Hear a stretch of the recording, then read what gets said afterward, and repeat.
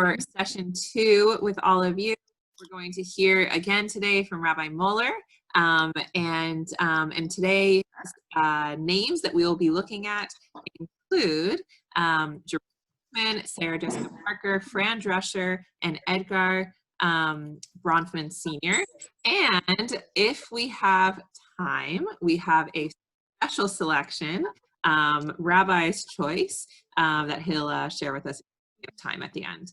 I want to remind everybody that you can raise your hand either by simply putting it up in the air, but actually the better way to do it, better for us to be able to see, is actually to raise it virtually. And the way that you do that is you take your cursor, or I guess on an iPad, your finger, and you click on next to where your name is in the corner, and you'll have an opportunity to raise hand by clicking on that. So Robin, did I say that correctly? How to raise That hand? is correct. Okay, so you can simply raise your hand virtually, and that way I will be able to see it by looking at the participant list, and then I can bring that to the attention of Rabbi Moeller. And they come up on the screen in the order you raise your hand. So when Rabbi Waxman calls on you, it's in the order in which the hand was raised. She's not picking and choosing. And I actually don't have that, but I went to participants, and you scroll all the way down to the bottom of participants, you'll see it says raise hand. Great, so that's another way to find it. Wonderful. All right, so we are going to get started. I'm going to mute everybody, and then only unmute Rabbi Moeller so that he can speak. And then if you need to interrupt, if it's time for you to ask your question, you simply unmute yourself to be able to participate. Susan and Robin, anything I forgot before we get started? Not that I can recall. Sounds good. We'll All right, interrupt you if you did. Say it again. We'll interrupt you if we did. Perfect. Perfect. All right, I'm gonna mute everyone, so give me just one moment, and then I'll unmute Rabbi Moeller, and he will begin. So let's do.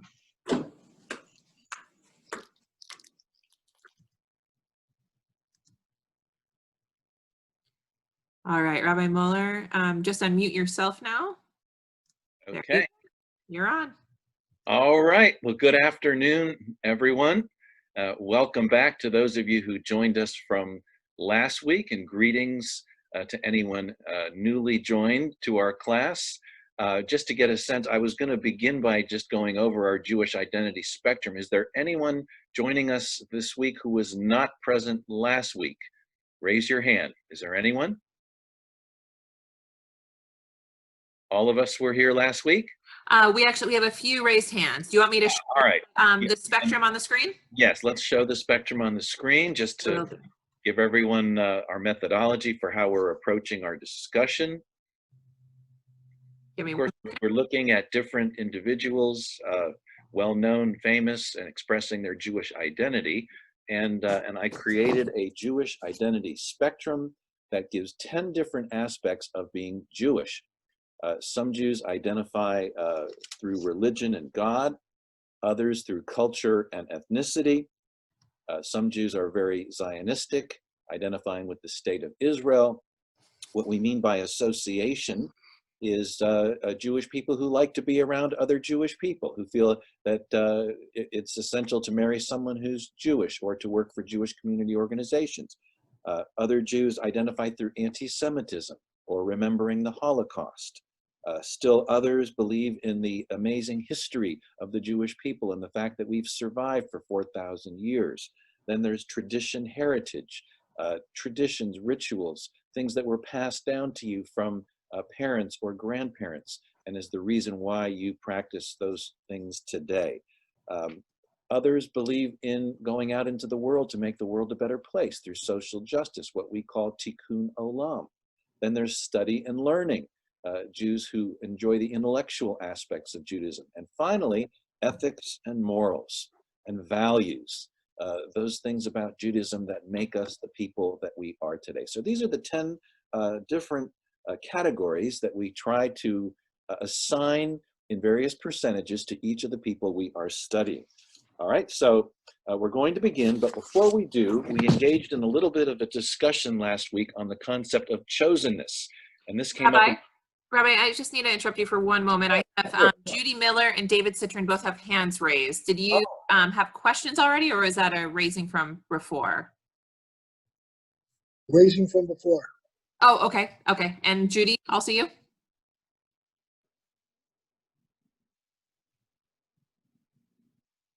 Yes, it was from before. I'm sorry. Okay.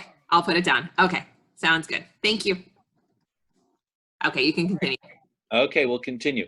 When we talked about Kenneth Cole last week, he was very uncomfortable with the idea of chosenness, and basically saying that that should be really stricken from the Jewish vocabulary because all people are special and all people are equal. And I think Jane Perman had a comment that she wanted to make about chosenness, so we're going to start with that. Jane? Okay, thank you. Right, I mentioned this afterwards because I was having trouble getting my hand up to tell you that when I teach adults about the concept of chosen people, or when I talk to non-Jews, I always emphasize that the chosenness is related to the covenant that God made with the Jewish people. And the Jewish people chose to agree to follow God's commandments, to being a partner with God. That by accepting to do mitzvot, commandments, they could be partners with God in repairing the world. It's a completely different concept from chosenness as arrogance. So I always like to point that out. Absolutely, and it's so important. I don't think the concept of chosenness was ever intended to convey a sense of superiority or arrogance. We were chosen to do mitzvot to make the world better. That's exactly right. So thank you for that insight, Jane. We appreciate it. Thank you for all right. So we're going to begin with someone who may not be familiar to everyone. Some of you may wonder, why are we choosing personalities that doesn't have lights all around them on a marquee on Broadway? Dr. Jerome Groopman. Who is he? Why did we choose him? And we chose him for specific reasons because his Jewish identity was fascinating. And I want to point out to you something that the author, Abigail Pogrebin, wrote in the prologue that is important. She writes, I understand the temptation to turn first to chapters about the people one already admires, but some of the best nuggets lie among the least known. Even if you've never read a Jerome Groopman piece in the New Yorker, it's intriguing to hear this doctor's views on the clash between science and faith. So she just gives one example of that, but so we chose some of these individuals not based on their fame, but based on the depth of their comments about being Jewish. So we begin with Dr. Jerome Groopman, who really has some wonderful nuggets, some gems to share with us about our Jewish identity. All right, well, who is Dr. Jerome Groopman? First of all, he is a professor. He's still living. He's 68 years old, living in the Boston area. He's a professor of immunology at Harvard University. He's the chief of experimental medicine at Beth Israel Deaconess Hospital in Boston. And he's also well known as being a columnist for New Yorker Magazine, the New York Times, the Wall Street Journal, the Boston Globe. And what he writes about is the importance of what he calls the medicine of friendship. And it immediately reminded me of a writer, Bernie Siegel. Remember Bernie Siegel from the 80s and 90s? He wrote books about love, medicine, and miracles, or peace, love, and healing. Just the whole psychological, emotional aspect of how we heal from illness. And that's what Dr. Jerome Groopman is all about. And this started in his childhood, growing up in the Bayside, Queens area of New York, where men were not ashamed to show their affection to each other. It could have been uncles, it could have been just others in the community, but there was absolutely an unabashed desire to show affection with hugs and even kisses on the cheek, and in addition to the old traditional slaps on the back. And to Jerome Groopman, as a young boy, this was a recognition of another person's humanity. And this stayed with him all the way through his medical training and influenced the way that he treats his patients. because it's so important that it led to his famous bedside manner of what I mentioned as the medicine of friendship. In other words, we attempt to heal not just the body, but the spirit. And as soon as I read those words, I immediately thought of the Misha Barak that we all know, the prayer for healing that we sing every week in temple from Debbie Friedman.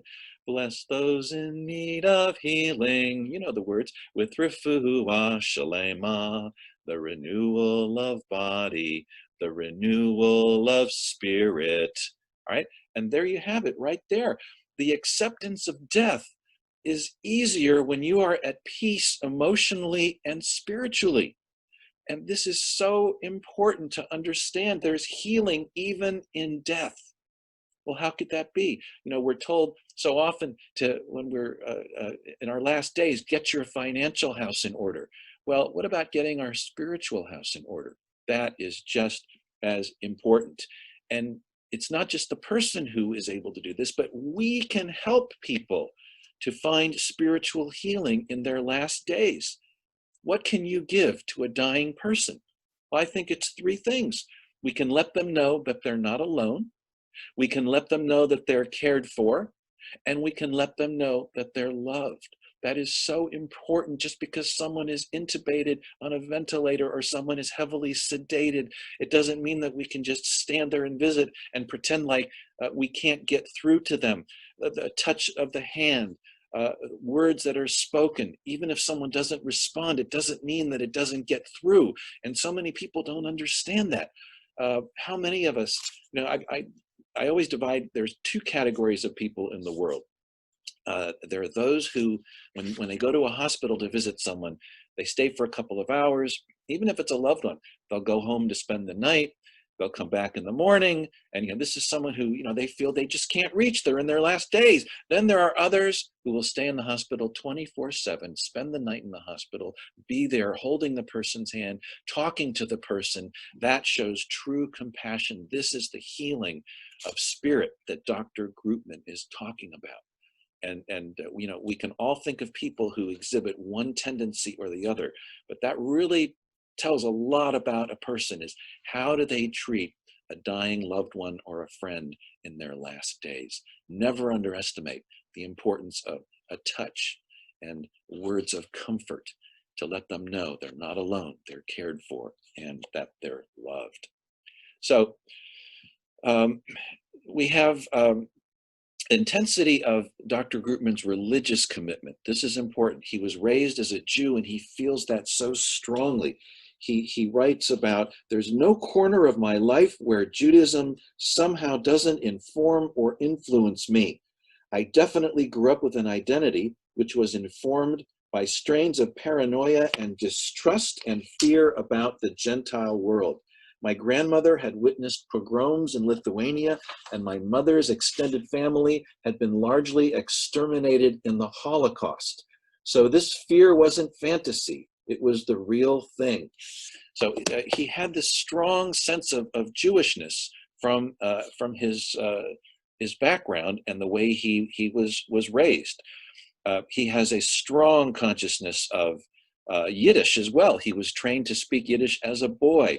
He wrote his college thesis on the influence of Marxism on the kibbutz movement. And he went to the Weizmann Institute of Science in college to spend a summer. He studies Torah every week. He goes to shul on Saturday morning. He belongs to 5 different congregations. He davens with tefillin. So he is a true blue Jew, as I would like to call it. He even thought about becoming a rabbi, except that he wasn't sure that his faith was unalloyed and he wasn't sure he could imagine dealing with a board. Interesting. Anyway, he has tremendous Jewish pride, and this was instilled by his father, who refused to compromise on who they were. No name changes, no nose jobs, no diminution of Jewish identity or ambivalence about who they were.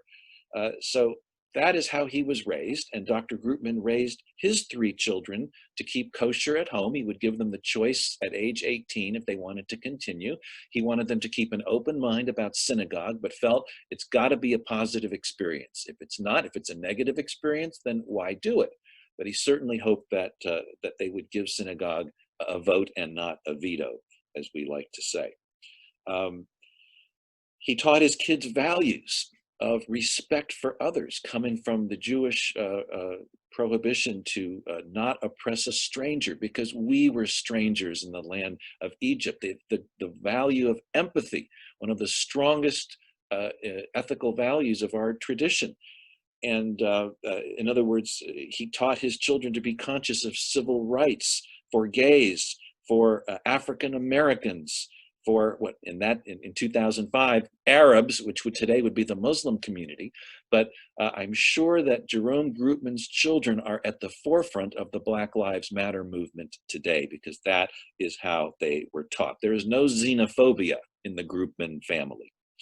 He taught Kiddush Hashem, that the way a Jew acts in the world, it means sanctification of the divine name. How do we sanctify God's name in the world? By the way we act. Every time we do a mitzvah, every time we show our highest selves to the non-Jewish community, we are, in a sense, praising and sanctifying God's name in the world. And just by the opposite is a Chilul Hashem, a desecration of the divine name. A Bernie Madoff, for example. So that's so important too. You know, unfortunately, we have Jews who have given our people a bad name in the community. Jeffrey Epstein as well, another example of that. So we all have to be conscious of how we behave in the world at large. Dr. Groopman married an endocrinologist named Pamela. She was raised as a Jew, but in a very assimilated background. So you could almost call this not an intermarriage, but an intra-marriage with two Jews of very differing religious backgrounds. And so they kind of had to strike a deal, what you'd call a religious prenup. They made an arrangement that the home would be kept kosher if Dr. Groopman would learn how to ski. So that was the deal. And they actually made it work. He wrote a book, The Biology of Hope, which has an enlarged book cover in his office. And hope is so important to him. Hope is everything when you're dealing with an illness. And I remember my own rabbi, Herbert Morris, who happened to, his physician was the son of a congregant in Youngstown. It just was what a small Jewish world. But for some reason, this physician told Rabbi Morris that he only had a certain amount of time to live with his prostate cancer. And the Rebbitzin pulled the doctor aside and said, "Why did you say that?" He said, "Well, I was just giving an honest appraisal of how much time he has left so he can prepare." She said, "What you did was you took away his hope." So sometimes you have to tell a white lie. Sometimes you want to think carefully about telling a dying patient just how much time they have left. You may want to just sugarcoat it a little bit, and you don't need to always tell the whole truth because you don't want to destroy a person's hope. As I've heard many times, perhaps you have too, you can live without food for 3 weeks, water for 3 days, but you can't live without hope for 3 minutes. So that is a very critical point. There was an ABC drama in the year 2000 called Gideon's Crossing that was almost made into a TV show. Well, actually, that was made into a TV show. It was based on Dr. Groopman's first 2 books, and an African American, a humanistic doctor, really played the part of Dr. Groopman. I don't know if you remember that TV show, but he has helped so many patients over the years, and many of them have become his close friends because of his practice of the medicine of friendship.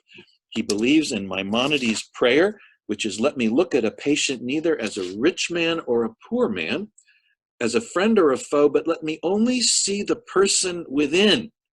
That was the most important thing to him, to see the real person inside. And I think this paragraph at the end is something we could all relate to during this pandemic of COVID-19. I found this very interesting.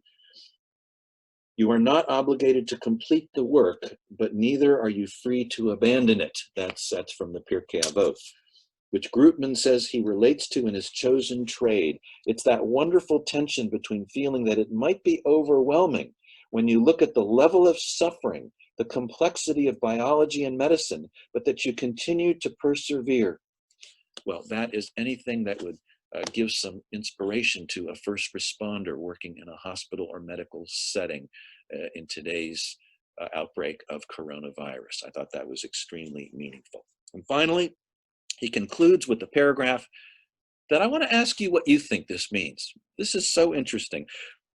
Dr. Groopman writes, "The way I see religion informing my work is not that it's magical, it's that I'm part of creation. We all are. And we are given certain divinely inspired, wonderful gifts which give us the opportunity to prevail. Not necessarily even to survive sometimes, because we all die. We're all mortal, but to endure." What does that mean? We all die, but somehow we endure. What does he mean by that? I think he means because we are not animals, we're human beings. We have the opportunity to be remembered by future generations by the words we speak and the actions that we do in our lives. So what endures is the essence of who we were in life. That's part of spiritual healing. So I think this was a wonderful, wonderful person to look at. And Rabbi Boxman, if you could flash up the Jewish identity spectrum for Dr. Groopman, we'll just take a quick look at that. Okay. We have religion and God at 30%. Obviously, religion very important to him. Ethics, morals, and values, 25%. Study and learning, since he does engage in text study. The sense of anti-Semitism and outsiderness stemming from his family's history in the Holocaust. And finally, association, just the fact that he enjoys the company of other Jews. So these were the values I assigned to Jerome Groopman. Any thoughts before we proceed to our next personality? Any comments? Anything someone would like to react to? We can take one or two comments. We do have to move on. Anyone?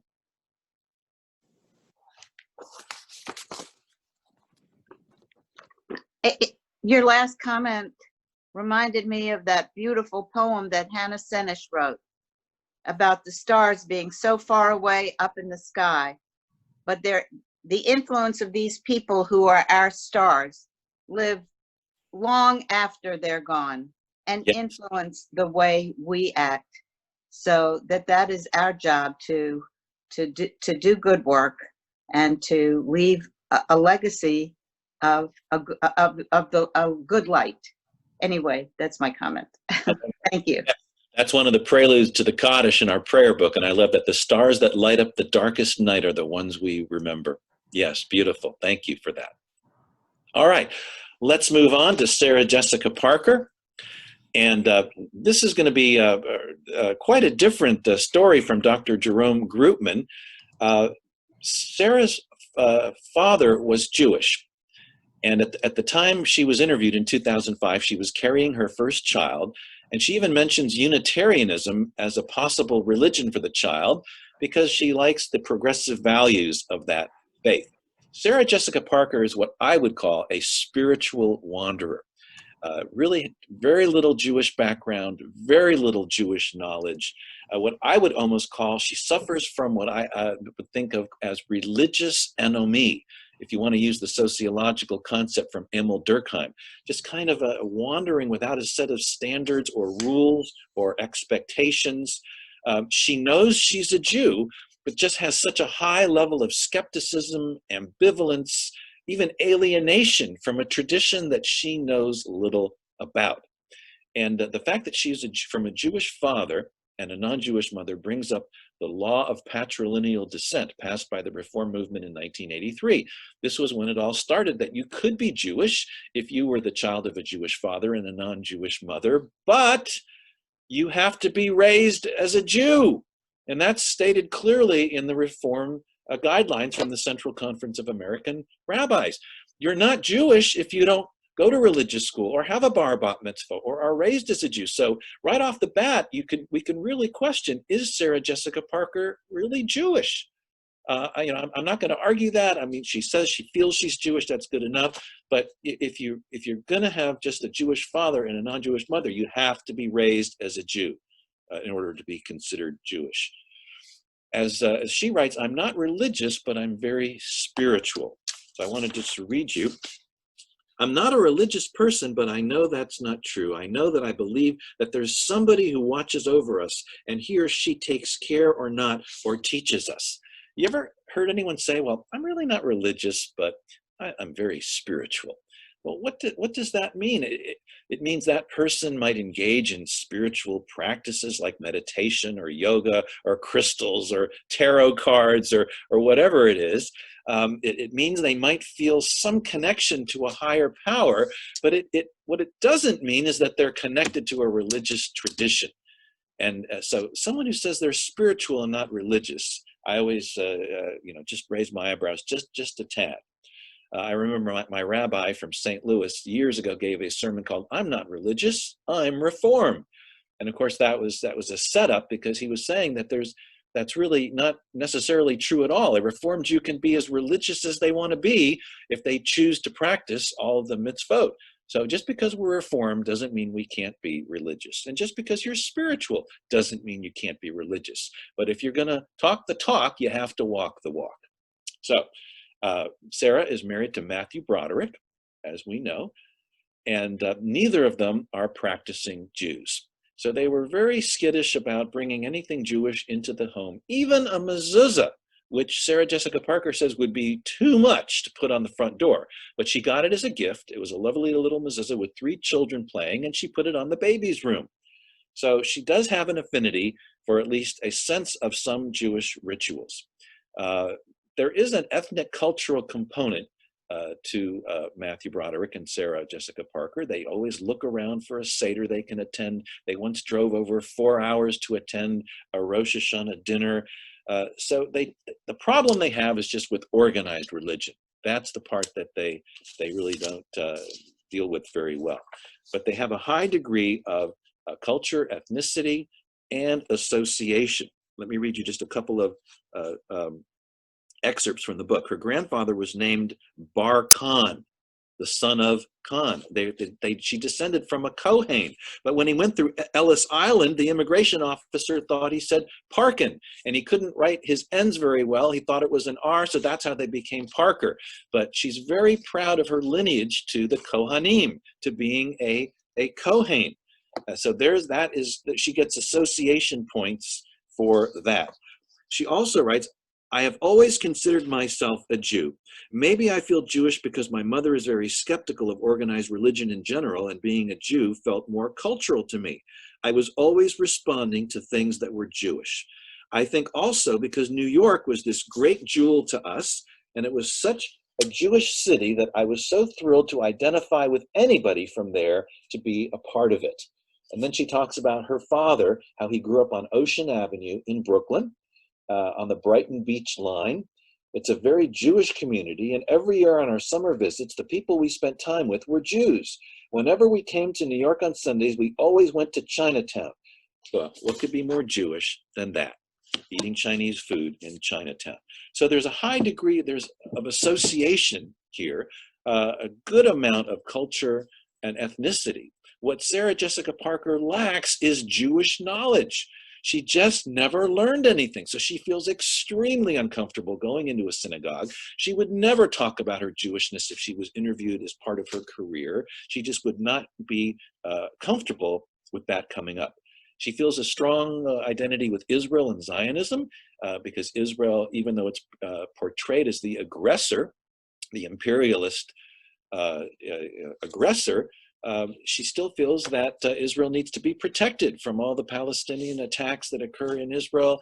And whenever she gets into an argument with someone, it's just a non sequitur. She really can't have a discussion with someone because they just don't understand how Israel is constantly under siege. So she gets points for Israel Zionism for feeling that connection to Israel. Then she talks quite a bit about her character, Carrie Bradshaw, in Sex and the City. Now, she got a lot of, it was felt that she really gave credit to the Jewish people by playing this character, but she's quick to point out that Carrie Bradshaw was not Jewish. And so even though she had straight hair and was very pretty, she was not portrayed as a Jew. So that really had a bit of a difference in how she was perceived. So I wanted to read you just an excerpt about that. If I can find it right here. I thought if I had straight hair and a perfect nose, my whole career would be different. And I still feel like when I walk on the set of a movie or a television show, my hair is straight and all the guys say to me, wow, you look so pretty. I always joke, if I know them really well, you're an anti-Semite, because I just feel it's a little stab at the Jews. I always feel that people think that straight hair is pretty and curly hair is unruly and Jewish. I think it's anti-ethnic. She was really given a lot of credit as being ethnically Jewish, but she did not feel that way because her character was not a Jew. The last thing is the character of Harry Goldenblatt, Charlotte's paramour. It was very important to make him not into the stereotypical loud, boorish Jewish lawyer who's aggressive, because he portrayed a lot of positive characteristics. And this is how she describes it. If I watch a television show about somebody and there's a Jew on there, I don't mean fiction, I mean reality, and there's a guy on there named Goldfarb and he's a jackass, excuse my language, I'm like, you're bad for the Jews. It's one more excuse for bigots to say, look at the Jews. And I'm very protective that way. I'm very ashamed of stereotyping and one person doing a great disservice to millions. So here you see that Hilul Hashem again, that one Jewish person can give all of us a bad name, and she feels a strong sense of that. So let's have the Jewish identity spectrum for Sarah Jessica Parker, please.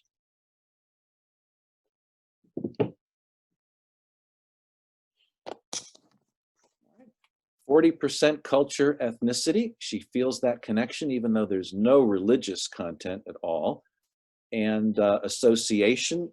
She does mention that that many of her friends are Jewish. She writes, I ask her if she notices which of her friends are Jewish. If Matthew and I are with friends who are Jewish, you just feel something you can't describe, like trying to describe a color. You can't. It's just commonality, like, oh yeah, we're with our people.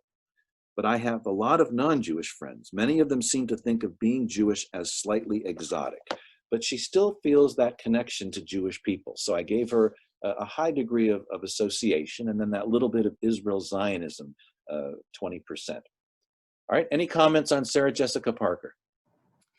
Susan Pittleman, you have your hand up. Would you like to speak?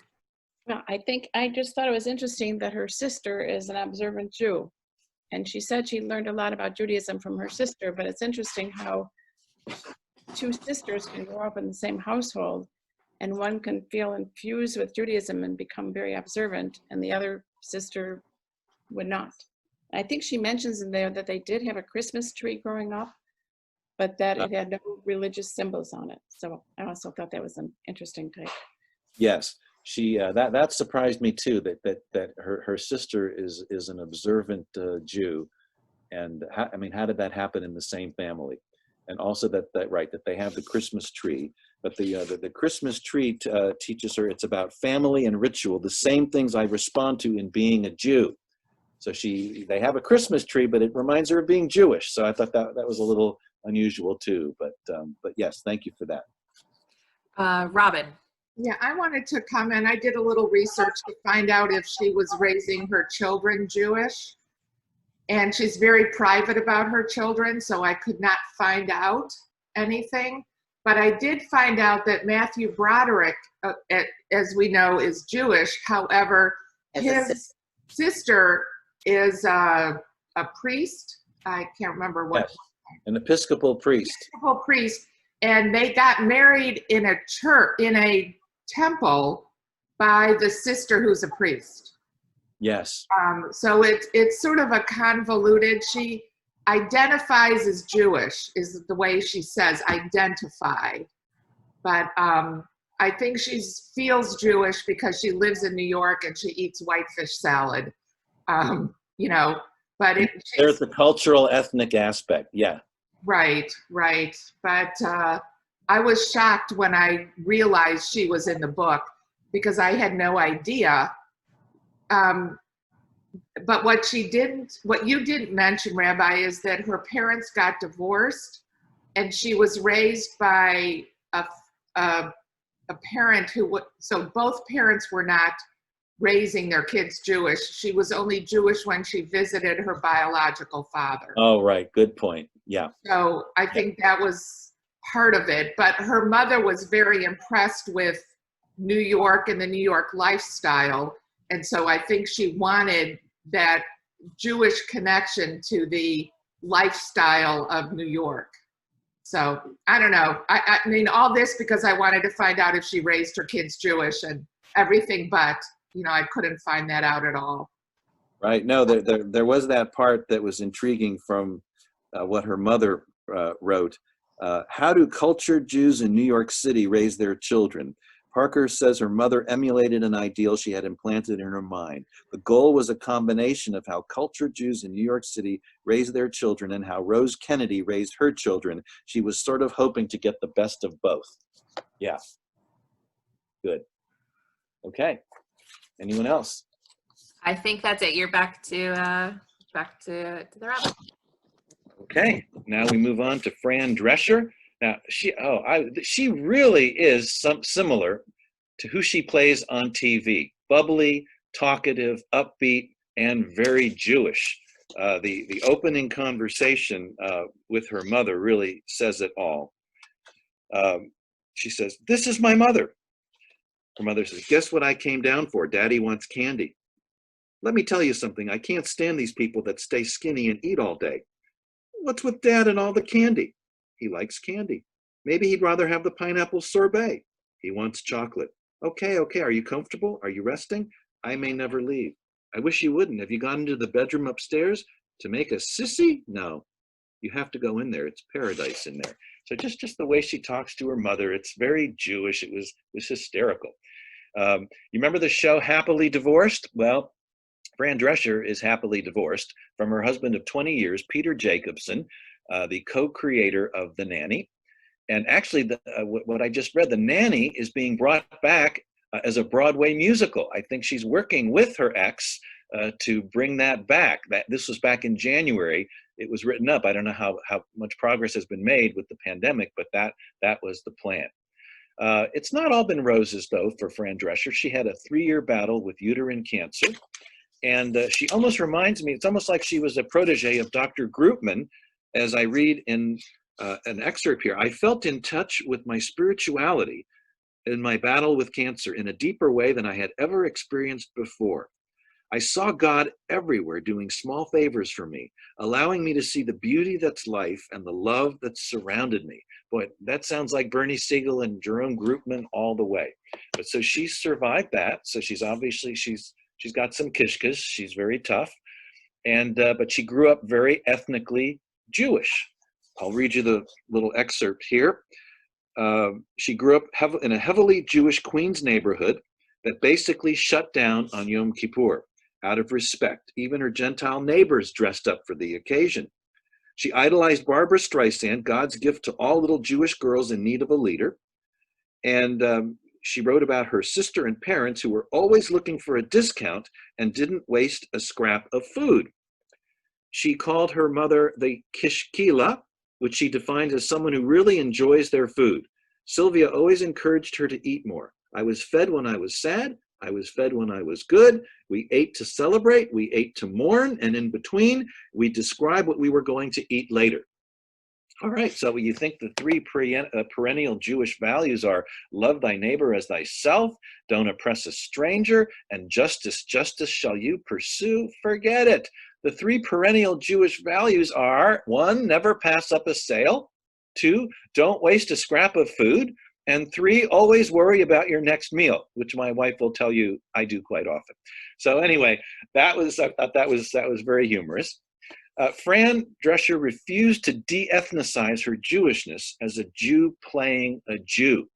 She used her ethnic background, particularly her sense of humor, which I added to culture and ethnicity. I added physical features because that came out in Sarah Jessica Parker. And I added humor for Fran Drescher in the culture ethnicity category.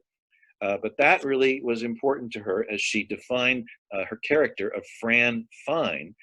And let me read you just this little excerpt. Who would have thought, wrote the foreword in 1997, you could fashion a Hollywood starlet who made People's 50 Most Beautiful list out of real-life bridge and tunnel Yiddishkeit. Many actresses in Ms. Drescher's place would have tried to lose their accents, suppress their big hair, and play to middle America by conforming. Not Ms. Drescher, who is the only reigning Jewish actress on television with the chutzpah to celebrate her ethnic otherness. So you can almost, she was almost a pioneer, but when she says that nobody really played a Jew playing a Jew before, I thought of a series called Chicken Soup with Jackie Mason. Do you remember that short-lived series in 1989? Jackie Mason played a guy named Jackie Fisher, and he was Jewish, but I think the show didn't even last half a season, but I've always liked Jackie Mason. So he may have beat her by a little bit of time with that. But there's no question that she broke ground in showing that you could be a Jewish woman playing a Jewish character very successfully in a hit TV show. But she was roundly criticized as being a discredit to Judaism and the Jewish people by a feminist writer in Lilith magazine. Here's what she wrote. Executive producer and star Fran Drescher is a whiny, manipulative clothes horse hunting rich non-Jewish men by projecting a non-threatening dizziness. The nanny has the whole world laughing at her, which was pretty nasty. But she has a thick skin, and it rolled right off her back because Israel didn't agree. Fran Drescher was honored at a ceremony at the Knesset with the Theodore Herzl Award in 1997. She writes about that.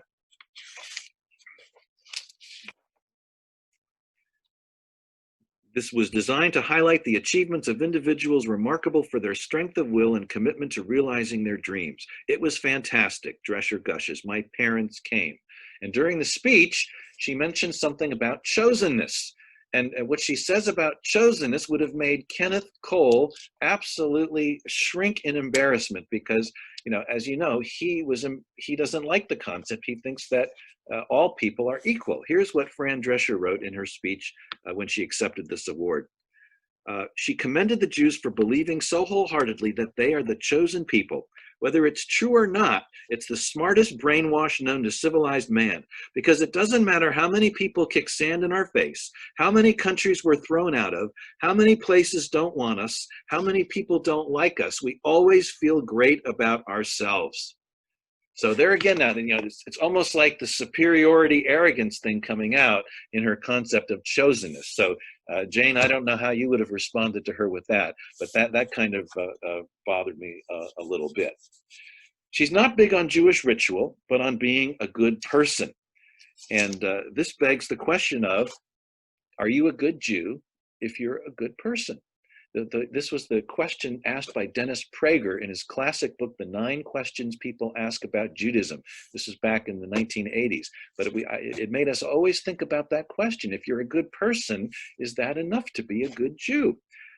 She thought of herself as a caring, understanding, altruistic person. I defend and protect my roots, my family, and my friends, and in so being, I feel like I am a good Jew. Well, I would answer that as, certainly the beginning of being a good Jew is you have to be a good person. If you're not a good person, I don't think you can be a good Jew, but I don't think it ends there. Obviously, there's so much more. We have 10 categories of identification that are there and that I think we need to think about, because being a good person is a good start, but Judaism doesn't end there. That's the point I want to make about that. She remarks about association. Fran Drescher's, the great majority of her close friends are Jewish, but not all of them exclusively. But she'll get association points for that. I mean, for goodness sake, she served matzo ball soup at her wedding. What's more Jewish than that in terms of culture and ethnicity? She writes that it's easier to marry your own kind. You don't have to worry about how to raise the kids. You have this ethnicity that's bonding, and those are her words. She comes up with a Holocaust illusion. because she dated an Arab man for a number of years, but he never understood the Holocaust. So people who didn't grow up being haunted by tales of the Holocaust don't really know what that's like. Even my last boyfriend, he could not get over how paranoid Jews can be. So you have to give her a little identity in terms of remembering the Holocaust and this fear of anti-Semitism. In the end, she writes, what does it mean to be a Jew? It means to be a member of a tribe, a very warm-blooded tribe full of life and tenacity and ideals, and it makes me proud. It's not always easy, but what is? So let's flash up the identity spectrum for Fran Drescher.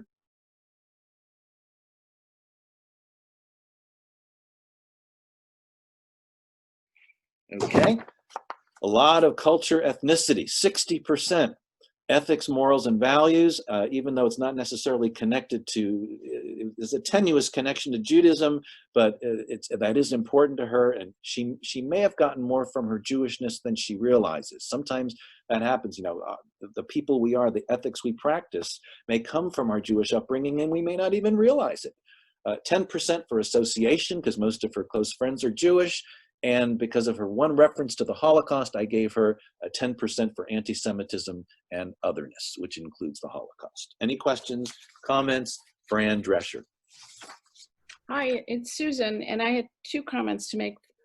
First of all, in 2007, she started a movement, Cancer Schmancer movement, because she cared so much about other women, and the purpose of it was to make sure that women are diagnosed while they still have stage 1 cancer, while it's curable. And there's going to be a big fundraising event with Bette Midler later in June, which I think would be interesting to watch virtually. And second of all, in regards to anti-Semitism and otherness, she actually became an ordained minister with the Universal Life Church Monastery, which is a non-denominational organization, so it has nothing to do with her Judaism, but she did it so that she could legally officiate at the weddings of LGBTs. Oh. So she really did care about others as well. So right, so we might have to add a little component for tikkun olam and social justice there. So thank you for that. It's always good when we have new information. I mean, obviously these people have done things in the last 15 years, and it's great when we can update. So thank you, Susan. Okay, anything else? No, nothing else at the moment, so you can go on to the next one. All right, we do. Yes, we have 11 minutes to 1, and there's a lot to cover with Edgar Bronfman.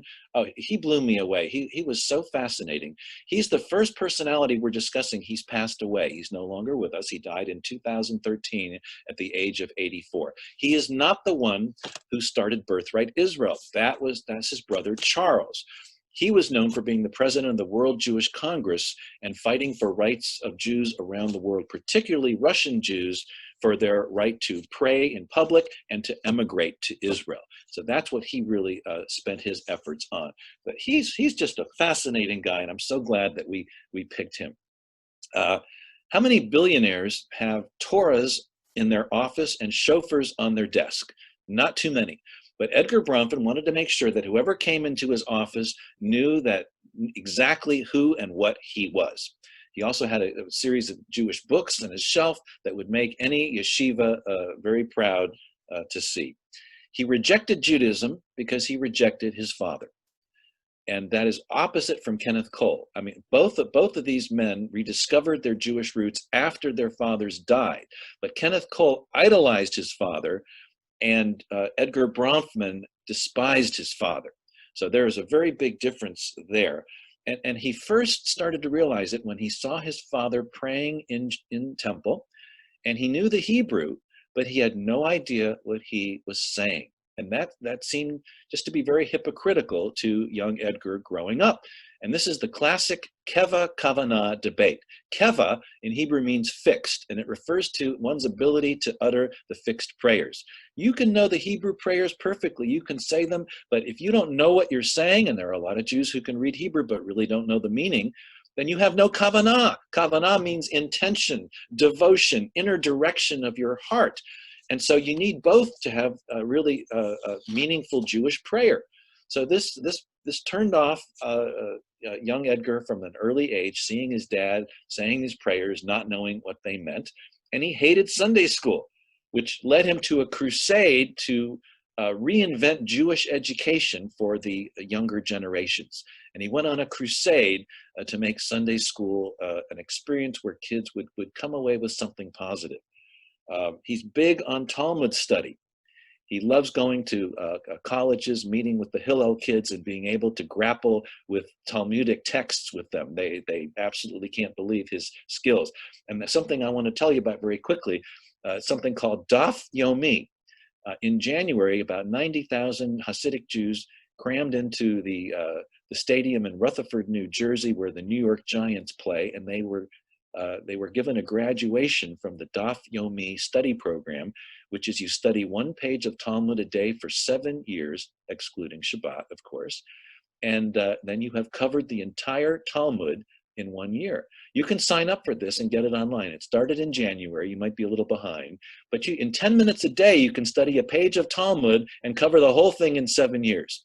So that's something that probably a lot of us have not heard of before, but it does open the world of Talmud to Reform Jews who by and large have been alienated from Talmudic study. We see that as a more traditional observance, particularly when we go to Eastern Parkway and see the Hasidic Jews studying that. But what Edgar Bronfman tries to get across is there is so much wisdom in Talmud study. It's not just about Judaism, it's about all aspects of life. It covers everything from how to milk a cow to pluck the feathers on a chicken to everything, and why, and the argumentation.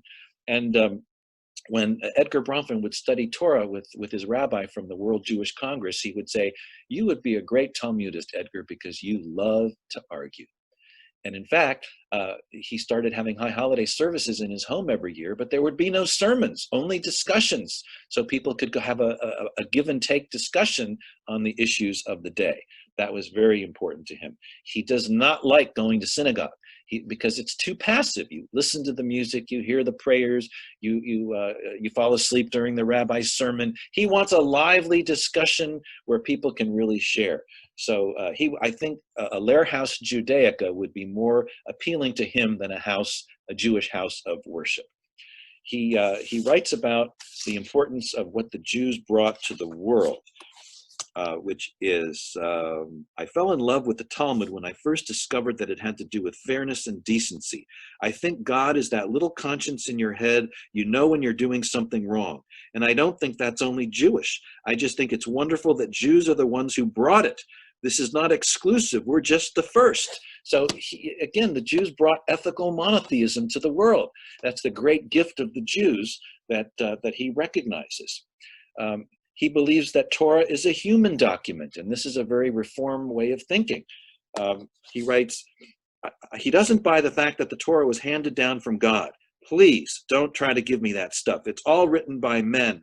But I think the beauty of it is that they're trying to teach people how to behave ethically and decently and morally, and that's how I like to live. That's not quite true. I think Reform Jews would say that the Torah was written by human beings, albeit divinely inspired. So I kind of qualify that a little bit, but he sort of has the Reform theology down. And then I love this when he says, I don't need miracles. My own interpretation of God is that God is the creator, created the universe. Because otherwise, why does the universe behave so properly? But a personal God? Don't be silly. Why would kids get cancer? Babies born with AIDS? Why would that happen if there was a benevolent God who looks after people? And that is so Kushnerian. This goes right back to when bad things happen to good people. When Harold Kushner tells us that God is not in control of the workings of nature or the evil that one human being perpetrates on another. It's called limited theism. And I love this because this is my basic theology too, is that God can't control all these things. Why would a God afflict a child with cancer? What kind of God who's in control of everything would do such a thing? And this is exactly the theology that he conveys to us. And I was very comfortable with that. He believes in free will, but that we each have that little God in our head telling us what's right. And if only more people would have that little God telling them what's right to do, the world would be a much better place today. He hated prep school and college. He was sent away by his parents. He was the only Jew. He could not understand why his parents did that to him. Throughout his whole life, he could not get through that. And it brings up the idea that many of our religious feelings often get confused with feelings about our parents. And I think to some extent that's true. But of course, his Jewish resurgence came long after his father passed away. His only regret was that he didn't create a Jewish home for his children, and is not surprised that 4 out of his 5 children intermarried. How could he expect them to marry Jewish when he didn't give them a Jewish home? And he writes about that. But he does light candles, and he keeps a kosher home with his 3rd wife. Actually, he's been married 5 times. He married the same woman twice and divorced her till he found his last wife. He is not so worried about anti-Semitism. He doesn't find the Holocaust particularly a good way to instill a positive Jewish identity. For Edgar Bronfman, knowledge is the key. Only Jewish learning will ensure the survivability of the Jewish people. I think to a great extent that is true. I think that one of the biggest problems facing our future is a lack of knowledge of the up-and-coming generation. That really concerns me. So I really related to Edgar Bronfman, and I loved his description of the mirror test. Every day when you look in the mirror, because you have to when you brush your teeth or put powder on or whatever it is you do, look at the person and ask, do I like that person? And if not, then why not? Why have you done, what have you done that makes you unhappy with yourself? And if you've insulted or hurt somebody, make it well. If you can do that, that's the essence of Judaism. So there's this universalist tendency, which I think is more important to him than the particularistic aspects that, again, you've got to be this good person who can look yourself in the mirror every day. And finally, he gets association points for this. He says, the essence of Judaism is community, gravitating toward other Jews. You go to any room, even in New York, because it's probably the most cosmopolitan city in the world, especially for Jews. And at a party, you'll see the Jews on one side and non-Jews on the other. I think it's an old habit of self-protection. It's also that they have more to talk about with other Jews than non-Jews. It's the herding instinct. You want to be with your own people. As bad as they are sometimes, you know them.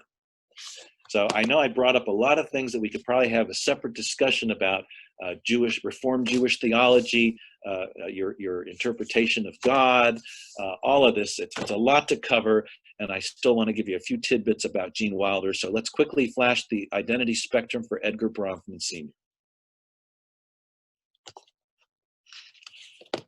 All right, study and learning, huge part of his identity, 40%. Ethics, morals, and values, 30%. Religion and God, because he does express his theology and his belief about religion, and what makes religion important is just the study and the arguing and the going back and forth. And finally, that comment about Jews in New York City, I gave him 10% for association. So, any thoughts about Edgar Bronfman? Comments? It's only 1 o'clock. I didn't get to start till 5 after, so I get 5 minutes for my surprise guest, Gene Wilder. I just wanted to say, for those of you who can't place Edgar Bronfman, he is part of the Seagram's family of the distilled beverages. Oh yeah, yes. His father started the beverage company, and the entire family was made rich for generations. Right, and they're from Canada. Sorry. One other interesting point that probably explains 4 of his 5 children raising outside the religion is that he wasn't opposed to intermarriage. And in fact, he said he considered the trend as an opportunity for Jews to learn further with their non-Jewish partners. So he was surprised that other people were so opposed to interfaith marriages. Right, and as we've seen, Susan, sometimes intermarriage brings out the Jewishness in the Jewish partner to an even greater extent. Right. Right. Don't quote me on that, but yeah, it's sometimes true. Okay. All right. A little. Can I go to Gene Wilder now? So, Anyone else? Any other hand raised? No hands. Oh, David Citron. I'm sorry. David Citron has a hand raised. David, you can ask your question. Oh. David, you're muted.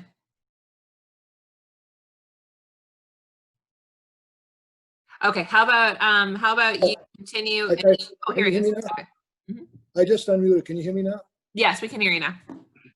How many negative points does Bronfman get for running whiskey across international borders during Prohibition? I'm sorry, I did not hear the question. How many Rabbi negative, Oxman, could you translate for me? I didn't hear it either. David, if you can say it again. how many negative points does Bronfman get for running whiskey across international borders during Prohibition? Well, okay, now there's a Chilul Hashem, a desecration. I mean, whenever a Jew does something that brings a discredit to our people, you know, that's a hard question to answer, because it's like, how do you deal with accepting tainted money if it's for a Jewish institution? It's the same sort of question. Obviously, he wasn't perfect, and he even admits that in the last paragraph, because he doesn't worry about anti-Semitism, because anti-Semitism comes from anti-Semites. He recognizes that there's some bad apples in the Jewish people. Well, I guess he wasn't perfect himself. So I don't know how you'd categorize that on the identity spectrum, but it's something that would obviously tarnish his legacy to an extent. Thank you. Okay. Gene Wilder. I love this because my favorite film of all time is The Frisco Kid. I've always loved Gene Wilder. Of course, we loved him from Willy Wonka as well. And this was fascinating. I'll try to do this pretty quick, but he kind of reminded me of Robin Williams just a little bit, because there was a lot of sadness behind all the humor that we may not know about. His mother died when he was 14. His second wife's daughter is estranged from him. His great love, Gilda Radner, died 5 years after their wedding. 10 years later, he had his own battle with non-Hodgkin's lymphoma. So he's had a difficult life personally. And that came across when Abigail Poggerman was interviewing him, because she could see the sadness in his face. And sometimes we learned that the funniest people in the world sometimes are the saddest as well. But his ethical philosophy is do unto others as you would have them do unto you, the golden rule. He says, that's it. I don't believe in God or anything to do with the Jewish religion. Well, the Jewish religion doesn't even believe in the golden rule either, because as you may know, Hillel turned it around. We believe in the golden rule in the negative. Do not do unto others that which you would not want done unto yourself, because that covers a broader range of action. It's so much better when you believe that people are not going to do to you what you would not want, what they would not want done to themselves. So we believe in the golden rule in the negative. He changed his name from Jerome Silberman to Gene Wilder because Thornton Wilder's Our Town was his favorite play, and Eugene in Thomas Wolfe's play Look Homeward Angel, he loved that lead character, so that's how he became Gene Wilder. He walked away from Temple for the last time when, as a teenager, his family moved to Milwaukee, and he heard the rabbi give a sermon about Vietnam that turned him off so much he never walked into a temple again. He was sent to a military academy where he was beaten up because he was Jewish and taunted as a Jew, which left an indelible impression on him for the rest of his life. They would always say, "Hey, Jew boy, why don't you ask the Jew boy?" He talks a lot about his role for the Frisco Kid, because in The Producers, he really didn't see that much as a Jewish role, even though it was written by Mel Brooks. The Frisco Kid was so quintessentially Jewish, he had to learn from a cantor and a rabbi how to chant some of the Hebrew that he did, and just what would a rabbi do? So I thought that was so interesting how he described in the film how he had been influenced. And this was hilarious. In one scene, Rabbi Belinsky has just been beaten, robbed, and abandoned by bandits in the desert when he spots a happily familiar sight in the distance, men in long black coats and black hats. He rushes toward them, assuming they're Hasidim, frantically talking in Yiddish about his ordeal. When he realizes they're not fellow Jews, they're Amish. I ask him how he learned the Yiddish that he jabbered in the scene. "Oh, that was from Mel," he says with a laugh. "Mel just said, Goy haben machen de Yehuda Yahina," which made absolutely no sense. It was like me, with German, I'm pretty good. I can say, Hakspanning ver sikta lenegbafar. I have no idea what it means. Some people are just good with sputtering certain, I've seen people who can sound like they're Italian even though they don't make sense. But anyway, that's where he got the Yiddish. Mel Brooks just made it up. I thought that was pretty cute. He loved Gilda Radner, obviously, and she was so very Jewish. She was pretty young, but she talked like an old Jew, and her jokes and her kvetching, it would have been easier to take, but it was so Jewish when it came out. I used to say, do I have to listen to you kvetch in Jewish? So he also talks about the same thing Edgar Bronfman did, which is he cannot believe in a God that would afflict the kind of disease and evil upon human beings that happen in our world. And I'll end with this. As someone who fears a cancer diagnosis is inevitable, and this is the author speaking, I pay special attention to those who have managed to slog through it. So I can't help wondering aloud if Wilder ever asked the proverbial question, how could God let this happen? That ignorant question, and I say ignorant, not stupid, never crosses my mind, he says. I would never have dreamed that God would favor you if you did this and piss on you, excuse the language, if you did that. If you pray for help, he or she or it will help you. And if you don't pray, I'm not going to help you. There couldn't be any God that cruel or dumb or uncompassionate. So I don't think, how could that be? So that's just it. He says, life isn't fair. And you better, if you expect fairness from God, you got the wrong God, because God doesn't work that way. And then in the end, he cracked me up. She asks him, what is it that makes you a Jew? He says, it seems to me you either have an optimistic outlook on life or you have a Jewish pessimist's outlook. All of a sudden, Wilder's playing an old Jew. Oi, my luck, it would happen to me. Of course, the deli would be closed. Of course, the car would break down. I always hate it when I hear that. They don't know what trouble is till they've seen real suffering. Old Jew again. Aye, they're out of cabbage, of course. No more orange juice in the whole shop. They haven't got one chicken left. So he kvetched like a Jew at the end, and that was pretty funny. So that's my take on Gene Wilder. Without the Jewish identity spectrum, I gave him most points for culture, ethnicity, anti-Semitism because of what he went through, and Jewish association. Okay. Thank you. So Thank you, Rabbi. We have one question remaining from the last one you did. So that is Ronald Muchnick. If you want to ask your question. It really wasn't a question, just to share a few observations regarding your conversation very early in the discussion. It reminded me of a poem from Dorothy Parker that I read as a teenager in a book that I think was about the history of Reform Judaism. And in the last chapter began with Dorothy Parker's poem, How Odd of God to Choose the Jews. The other thing was somebody was trying to describe Sarah Jessica Parker's Judaism or Jewishness, or however you're putting it.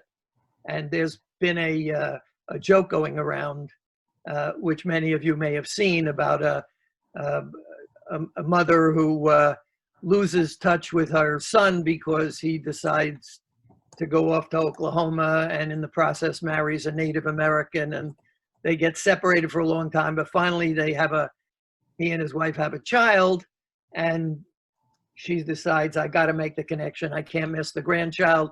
She flies all the way to Oklahoma, and they present the grandchild and say to Mama, we want you to meet Whitefish.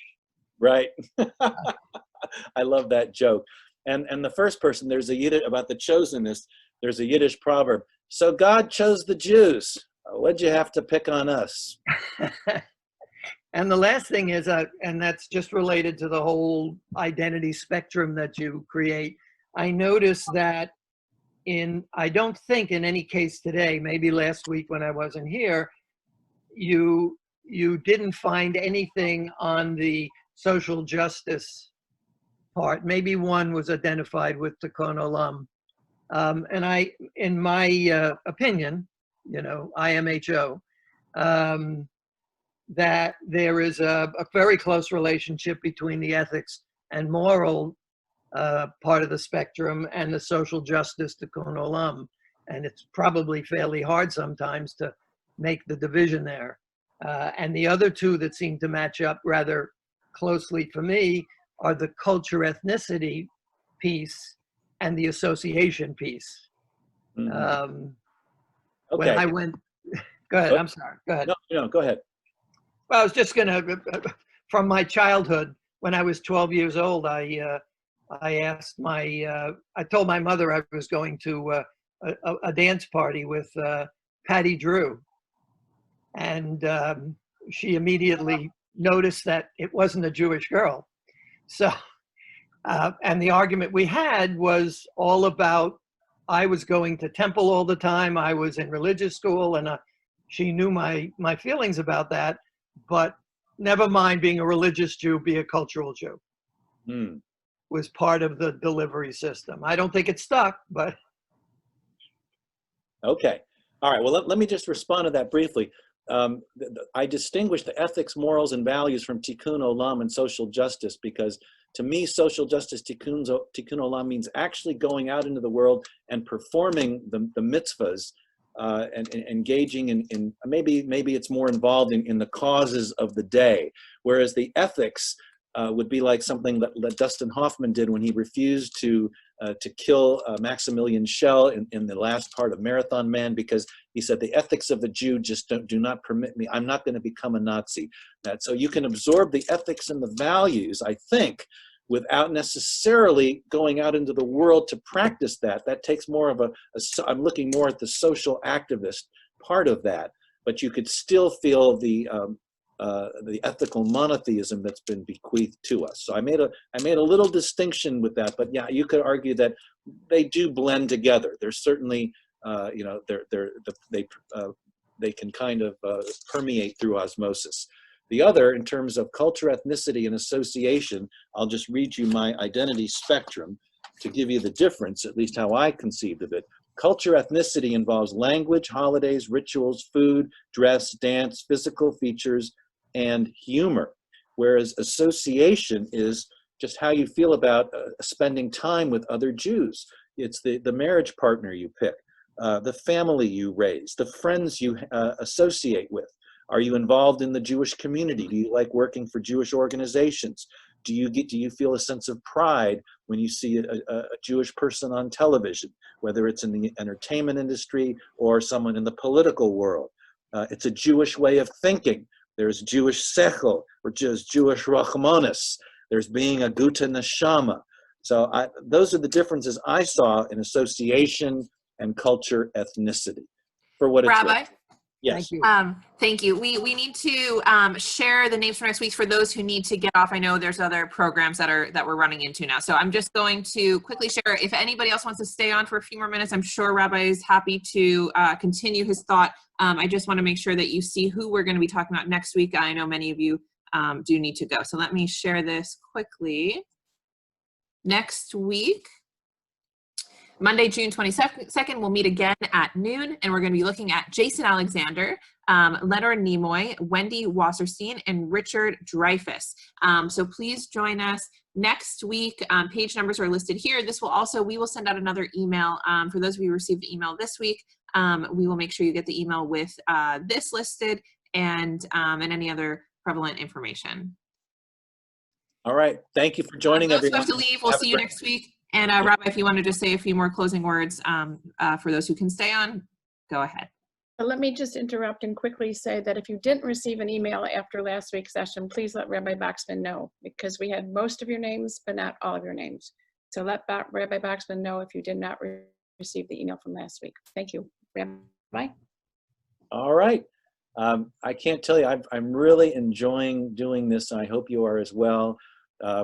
This is kind of helping me think about my own identity and how, you can't help, I'm sure that we're all doing that, is where would you place yourself on the identity spectrum? And maybe if you start to think about that, we can explore that a little bit, maybe in another session or something special. But I hope it's getting all of us to think a little bit about where would we fit in on the Jewish identity spectrum? So something to think about. Thank you so much for your time and attention. Thank you, rabbis, both rabbis. Thank you, everyone.